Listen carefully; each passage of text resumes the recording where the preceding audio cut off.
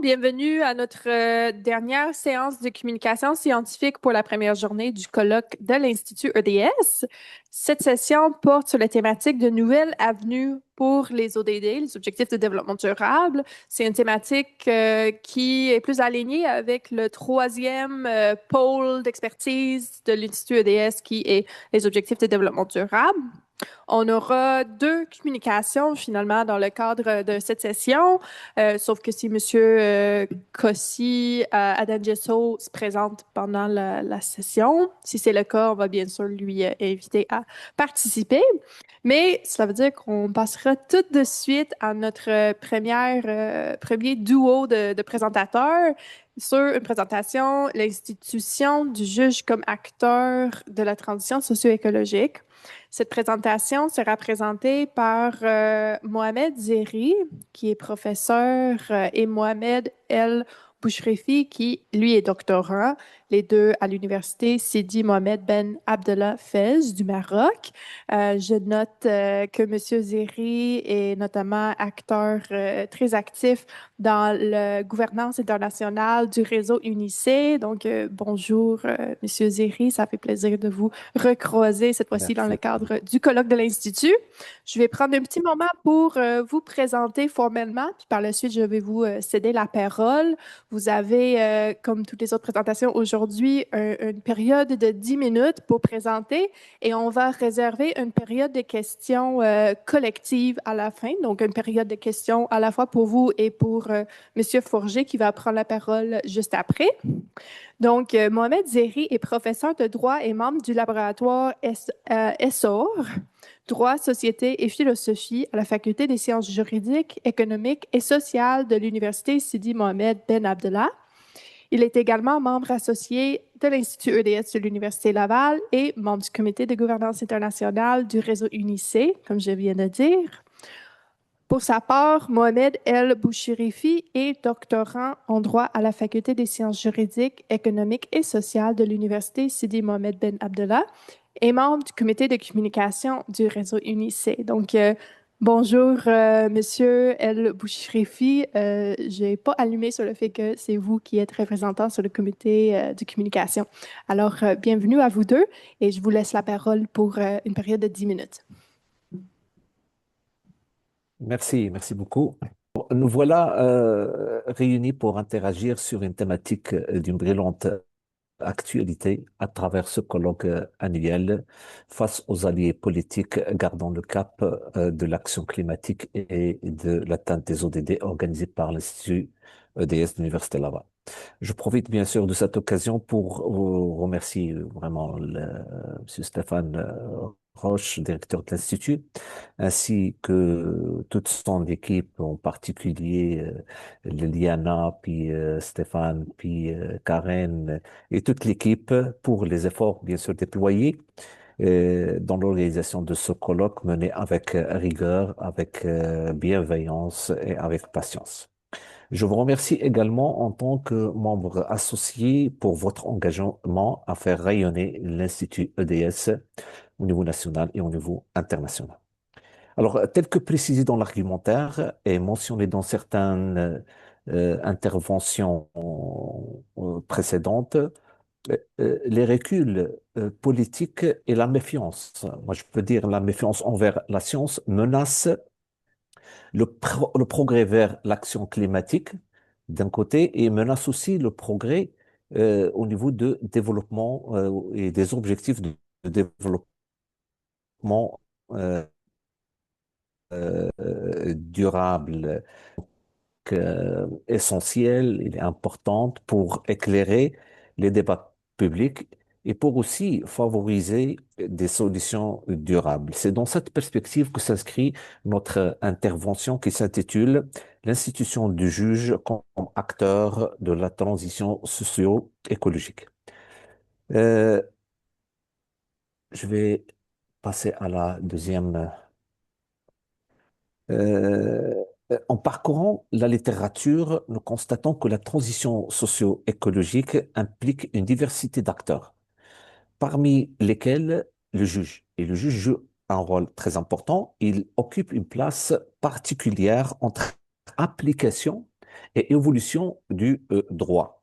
Notre réflexion porte donc sur la capacité de l'institution judiciaire à contribuer activement à la transition et à restaurer la confiance face aux incertitudes politiques. Autrement dit, face aux alliés politiques, dans quelle mesure l'institution de juge peut-elle restaurer la confiance dans la transition socio-écologique? Pour éclairer brièvement cette question, deux axes structurant cette intervention. Le premier, que j'assurerai moi-même, portera sur l'institution de juge et la gouvernance de la transition socio-écologique comme réponse à l'inaction politique et à l'inaction aussi climatique. Le second axe traitera du rôle de l'institution de juge dans la consolidation de la démocratie représentative et de la confiance institutionnelle. Il sera présenté par mon doctorant, Monsieur Mohamed Al-Bouchrifi. Concernant le premier point de notre réflexion, à savoir l'institution de juge et la gouvernance de la transition socio-écologique en tant que réponse à l'inaction politique et climatique, il est essentiel de souligner qu'il apparaît que la lutte contre les changements climatiques est passée d'une politique largement discrétionnaire à un domaine qui pourrait être soumis au contrôle des juges et qui renforce par conséquent le rôle de l'institution de juge dans la gouvernance environnementale. Pour démontrer cela, nous avons analysé une dizaine de décisions et d'arrêts. Et puis, nous avons choisi, nous nous référons dans cette présentation à l'arrêt Urgenda Fondation contre l'État des Pays-Bas. C'est un arrêt qui constitue pour nous un jalon significatif et nous avons analysé cet arrêt non seulement comme une décision substantielle en matière climatique, mais aussi comme une illustration de la transformation du rôle de l'institution de juge. En 2015, précisément le 24 juin, la Fondation Urgenda a introduit une action contre l'État néerlandais devant le tribunal de La Haye, l'accusant de négliger les droits fondamentaux des citoyens en raison d'une action insuffisante face au changement climatique. L'organisation soutenait que les objectifs de la réduction des émissions à effet de serre fixés par le gouvernement étaient trop faibles. Et là, il se fondait sur la Déclaration universelle des droits de l'homme et précisément la Convention européenne des droits de l'homme, en particulier ses articles 2 et 8. Saisi par la Fondation Urgenda, le juge néerlandais a estimé que l'insuffisance de l'action climatique de l'État pourrait porter atteinte aux droits fondamentaux protégés par cette Convention européenne des droits de l'homme. La Cour suprême des Pays-Bas a ainsi confirmé cette décision et il a confirmé l'obligation de l'État de réduire les émissions de gaz à effet de serre de moins 25%, ce qui démontre un rôle croissant de l'institution de juge ou la de juge dans la gouvernance climatique. Cette décision illustre également l'évolution du rôle de juge qui ne se limite pas à rendre justice, ne se limite pas juste à trancher les litiges, mais intervient aussi face à des enjeux globaux comme le changement climatique, renforçant par conséquent l'action climatique et l'atteinte des ODD.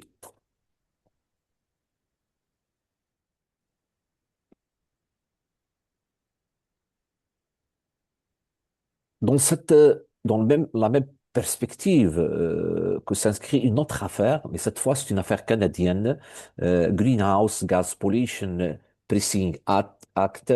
Dans cette affaire, la loi sur la tarification des gaz à effet de serre promulguée par le gouvernement canadien en juin 2018 visait à honorer les engagements du Canada dans le cadre de l'accord de Paris en réduisant les émissions de gaz à effet de serre d'ici 2030.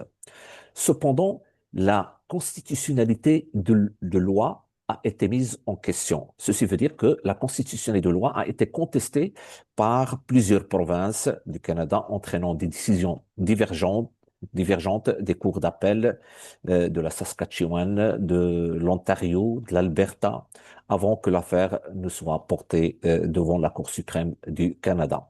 Pour le Québec, pour sa part, comme vous le savez bien, il n'a pas contesté cette loi. Pourquoi? Parce qu'il dispose déjà de son propre système de plafonnement et d'échange des droits d'émission.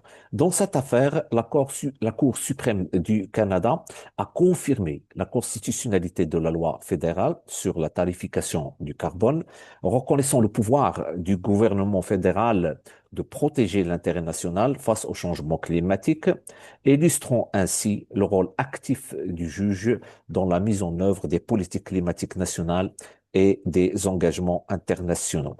La décision de la Cour suprême du Canada montre que le juge peut devenir un acteur central de la gouvernance climatique en validant les normes, et ça c'est la mission principale ou la fonction principale de juge, en organisant la coordination fédérale et provinciale, et en assurant aussi que les engagements climatiques soient appliqués d'une manière efficace ou efficacement. Et dans le même ordre d'idées, on a analysé plusieurs décisions, mais le temps ne le permet pas de les présenter dans cette intervention. En conclusion, les juges, en intégrant des données scientifiques dans leurs décisions, et ça c'est le rôle des scientifiques et des chercheurs, il joue un rôle central d'intermédiaire entre science et politique, assurant une gouvernance socio-écologique fiable et cohérente. Ainsi, l'institution de juge occupe une place primordiale dans la gouvernance de la transition socio-écologique, notamment en réponse à l'inaction politique et climatique. Et pour traiter l'institution de juge dans la consolidation de la démocratie représentative, je cède la parole à Si Mohamed El Bouchrifi pour continuer. À vous, Si Mohamed. Alors, concernant le second axe, à savoir l'institution du juge et la consolidation de la démocratie représentative et de la confiance institutionnelle, il est essentiel de souligner que la transition socio-écologique représente un défi majeur pour les démocraties car elle implique des transformations profondes des systèmes économiques et politiques ainsi que des arbitrages sensibles. Dans ce contexte, l'institution judiciaire joue un rôle central dans la consolidation de la démocratie représentative et dans le renforcement de la confiance des citoyens envers les institutions. Comme vous le savez bien, dans une démocratie représentative, le juge garantit le respect de la Constitution, des droits fondamentaux et de l'état de droit. Alors, sans se substituer aux législateurs ni au gouvernement, elle encadre leur action en vérifiant la conformité des politiques publiques, notamment celles liées à l'urgence climatique, à la hiérarchie des normes et au engagement. Alors, on peut dire que l'institution judiciaire peut être considérée comme une garante de la démocratie représentative dans le contexte exigeant de la transition socio-écologique. Alors, l'analyse des décisions présentées sommairement dans cette intervention par le professeur Zhiri permet de constater que, d'une part, le juge veille à protéger les droits contre les restrictions excessives et d'autre part, l'institution judiciaire contribue au renforcement de la confiance des citoyens envers les institutions. Deux concepts constituent des véritables essentiels pour expliquer cette confiance sont l'indépendance et l'impartialité du juge. À cet égard, dans le contexte de la transition socio-écologique, ces deux concepts constituent des piliers fondamentaux de la crédibilité de l'institution judiciaire. Plus précisément, la transition socio-écologique requiert des décisions politiques délicates, des arbitrages économiques importants et peut engendrer des tensions entre les différents échelons de gouvernance. C'est pourquoi l'indépendance et l'impartialité du juge assurent un contrôle crédible de l'action publique, même lorsque les décisions concernent des enjeux politiques ou économiques majeurs. En résumé, l'indépendance et l'impartialité du juge permettent l'exercice d'un contrôle juridictionnel effectif, y compris lorsque les décisions examinées concernent des politiques centrales des gouvernements en place, et permet, ou bien elle constitue le fondement de la crédibilité de l'institution judiciaire et renforce la confiance institutionnelle indispensable à la pérennité de la démocratie représentative dans le contexte exigeant de la transition socio-écologique. Donc, l'institution judiciaire constitue un facteur de la confiance institutionnelle dans la gouvernance socio-écologique. En dépit de cette analyse, nous pouvons conclure que, dans le contexte de la transition socio-écologique, le juge veille à la conformité des politiques publiques au cadre juridique et aux exigences constitutionnelles. Il garantit l'application effective des normes et il peut contribuer à l'établissement d'un cadre juridique stable pour l'action climatique et publique. La transition pouvant affecter certains droits fondamentaux, ici le rôle de juge est double. 1. Protéger les droits contre les restrictions excessives et intervenir face à l'inaction des pouvoirs publics. Son indépendance et son impartialité assurent la crédibilité de l'institution judiciaire et renforcent la confiance institutionnelle. Ainsi, au-delà de la simple résolution des litiges, l'institution judiciaire contribue à la cohérence et à la légitimité